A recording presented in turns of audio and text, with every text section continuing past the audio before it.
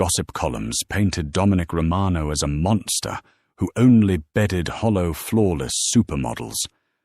Nobody knew the terrifying head of the Chicago syndicate was quietly obsessed with Beatrice, a clumsy, unapologetically fat nanny who spilled hot coffee on his $3,000 suit and accidentally stole his frozen heart. Beatrice Gallagher stood outside the towering wrought-iron gates of the Highland Park estate, clutching her battered leather portfolio against her chest like a shield. She was 20 minutes early for her interview, yet somehow she already felt like she was entirely out of time and thoroughly out of place. Beatrice was a fat woman.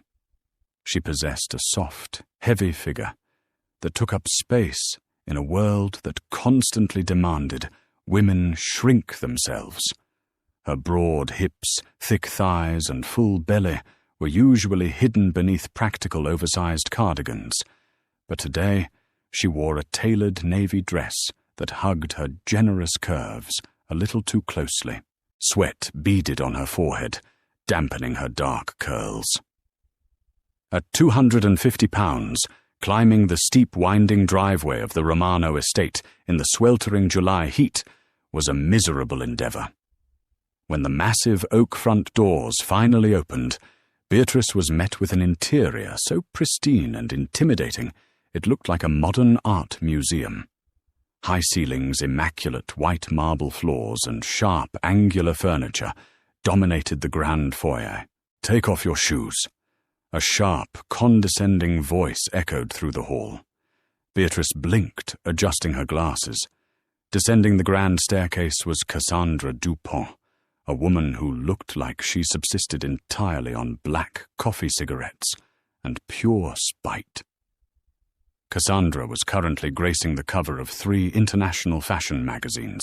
She was a supermodel, a frequent fixture on Dominic Romano's arm at high society galas, and her impossibly long, stick-thin legs carried her down the steps with predatory grace. "Mr. Romano does not tolerate dirt on the Italian marble," Cassandra sneered, looking Beatrice up and down with barely concealed disgust. Her eyes lingered cruelly on Beatrice's waistline. Though I suppose he didn't expect the agency to send a bakery delivery truck instead of a nanny, Beatrice's cheeks flushed a hot, humiliating crimson, but she bit her tongue. She desperately needed this job. Leaning down to unbuckle her modest heels, her hand slipped. The heavy leather portfolio plummeted from her grasp, bursting open upon impact. Papers, brightly coloured crayons, a half-eaten granola bar, and a thermos of iced coffee cascaded across the flawless white marble. The thermos hit the floor with a terrifying crack, sending a dark, sticky puddle of coffee spreading rapidly toward the centre of the room. "Oh my God!" Beatrice gasped, dropping to her hands and knees, her large, soft frame scrambling desperately to clean up the mess. "I am so sorry. I'm so clumsy. I have napkins in here somewhere. What is going on here?" The voice was low resonant and possessed the kind of dangerous authority that made the air in the room turn instantly frigid. Beatrice froze on her hands and knees. She looked up slowly. Standing in the doorway of a massive study was Dominic Romano. He was undeniably terrifying, radiating a lethal quiet power. Dressed in a bespoke charcoal suit that likely cost more than Beatrice's entire college tuition, Dominic had sharp, aristocratic features, dark, calculating eyes, and a jawline that looked like it could cut glass. As the head of the most feared mafia syndicate in the Midwest, Dominic was accustomed to total perfection and absolute obedience. Cassandra instantly transformed her cruel sneer, melting into a pouty, seductive smile as she glided toward him. "Dominic, darling, the agency sent this woman. She just destroyed your foyer. I'll have security throw her out immediately." Dominic did not look at Cassandra. His dark eyes were fixed entirely on Beatrice, who was still kneeling in a puddle of iced coffee, her face burning with shame. He stepped forward, Cassandra reached out to touch his arm, but he completely ignored her, stepping past the supermodel, as if she were nothing more than a piece of irritating furniture. He stopped right in front of Beatrice. Up close, he smelled of expensive cedar fine tobacco and danger. "Get up," he commanded, though his voice lacked the expected fury. Beatrice scrambled to her feet, wiping her sticky hands awkwardly on her dress. "Mr. Romano, I am so incredibly sorry. My hands were sweaty, and the bag is heavy, and I trip over my own shadow on the best of days. I'll pay for the cleaning, please." Dominic studied her. He was surrounded daily by women like Cassandra, manufactured, starved, sharp-edged women who looked beautiful in photographs, but felt entirely empty in person. They were calculated, ambitious, and hollow. Beatrice was none of those things. She was flushed, embarrassed, soft, and unashamedly real. Her large, expressive brown eyes were filled with a genuine, frantic kindness. Before Dominic could respond, a small shadow darted out from behind his legs. It was Leo. The 5-year-old boy had not spoken a single word since a rival syndicate's car bomb had taken his mother's life 2 years ago. He was a ghost in his own home, staring blankly at the world, refusing to eat, refusing to play. Leo looked down at the mess on the floor. He spotted one of the brightly colored crayons that had rolled away from the puddle. He tentatively picked it up. Beatrice, forgetting her fear of the mafia boss for a fraction of a second, smiled softly at the boy. "That's my favorite color," she whispered gently, her voice warm and melodic. "Macaroni and cheese orange. It makes the best suns when you draw the sky." Leo looked up at her. He looked at her soft, round face, then at the bright orange crayon. Slowly, incredibly, the corners of the little boy's mouth twitched upward. It was a tiny, fragile smile, but it was the first time he had shown any emotion in 24 months. Dominic's breath hitched in his chest. His heart, which had been frozen solid by years of bloodshed and betrayal, gave a violent, unexpected lurch. He stared at the clumsy, curvy woman who had just ruined his floor and inadvertently brought his son back to life. "Cassandra," Dominic said, his voice deadly quiet, never taking his eyes off Beatrice. "Yes, Dominic." Cassandra purred, stepping closer. "Pack your bags. Leave my house. Now." Cassandra gasped, her perfectly manicured hands flying to her mouth. "What, Dominic, you can't be serious because of this fat cow." Dominic turned his head just an inch. The look in his eyes was so profoundly lethal that Cassandra physically recoiled. "If you ever speak about my son's new nanny like that again," Dominic whispered, "I will ensure you never walk a runway again. Get out." Cassandra fled her heels, clicking frantically against the marble. Dominic turned back to Beatrice, who was staring at him in utter shock. He pulled a pristine silk handkerchief from his pocket and offered it to her. "You have the job, Miss Gallagher.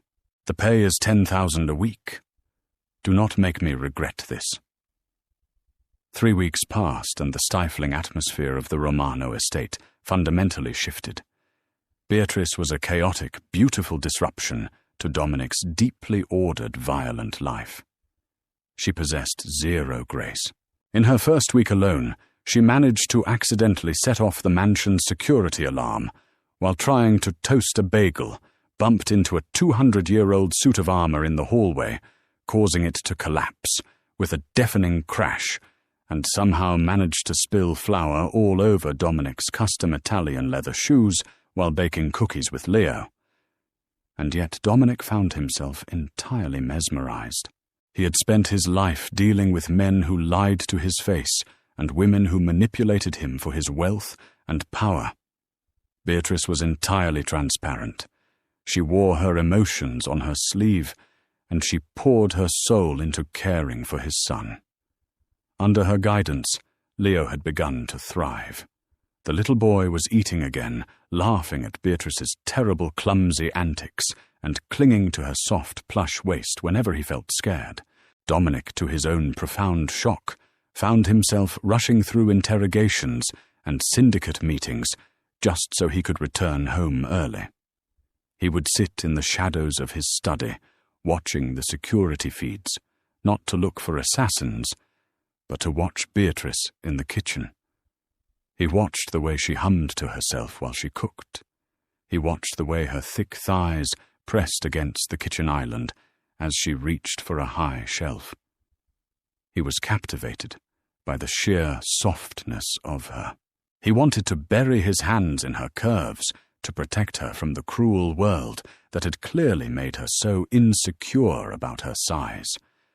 But the world outside the mansion's iron gates was incredibly cruel and immensely dangerous. Arthur Pendleton, the ruthless head of the rival Irish syndicate on the South Side, had been losing territory to Dominic for months. Pendleton was growing desperate, and desperate men made reckless, bloody decisions. Word had reached the criminal underworld that the great Dominic Romano had a new weakness, a soft, fat nanny who lived in his house and cared for his son. On a stormy Tuesday night, the mansion was unusually quiet. Dominic was locked in his basement command center, aggressively renegotiating shipping routes with 2 port commissioners. He had ordered his elite guards to patrol the perimeter, assuming the heavy rain would deter any immediate threats. Upstairs, Beatrice was awake. Her anxiety often kept her up at night, an old habit born from a lifetime of feeling like she was never quite good enough. Her stomach gave a soft rumble. Deciding that a midnight snack was the only cure for insomnia, she wrapped herself in her oversized, fluffy pink bathrobe and padded barefoot down the grand staircase toward the massive industrial kitchen.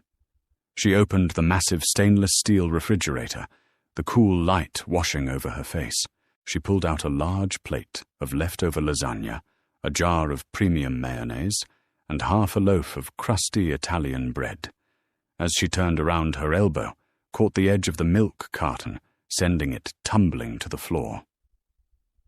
"Oh, for heaven's sake," Beatrice muttered, watching the white liquid splash across the dark tile. Clumsy idiot. She set her food on the marble island and reached for a roll of paper towels. She didn't hear the back door of the kitchen click open. She didn't hear the soft, calculated footsteps of the man dressed entirely in black tactical gear, stepping over the threshold. Pendleton's top assassin, a ghost of a man known only as the Viper, had slipped past the exterior guards and picked the biometric lock on the kitchen entrance. His orders were simple: take the nanny hostage, force Dominic to surrender his territory, and burn the house down. The Viper drew a suppressed pistol, raising it slowly as he crept up behind the large woman in the pink bathrobe. He prepared to grab her from behind. Beatrice, having grabbed a handful of paper towels, spun around abruptly to clean the spilled milk. As she pivoted, her bare foot landed squarely in the center of the slick, milky puddle. With a yelp of surprise, Beatrice's feet completely flew out from under her. All 250 pounds of her body went airborne for a fraction of a second, tumbling backward with the unstoppable momentum of a runaway freight train. The Viper, who was less than 2 feet behind her, never even had a chance to react. Beatrice crashed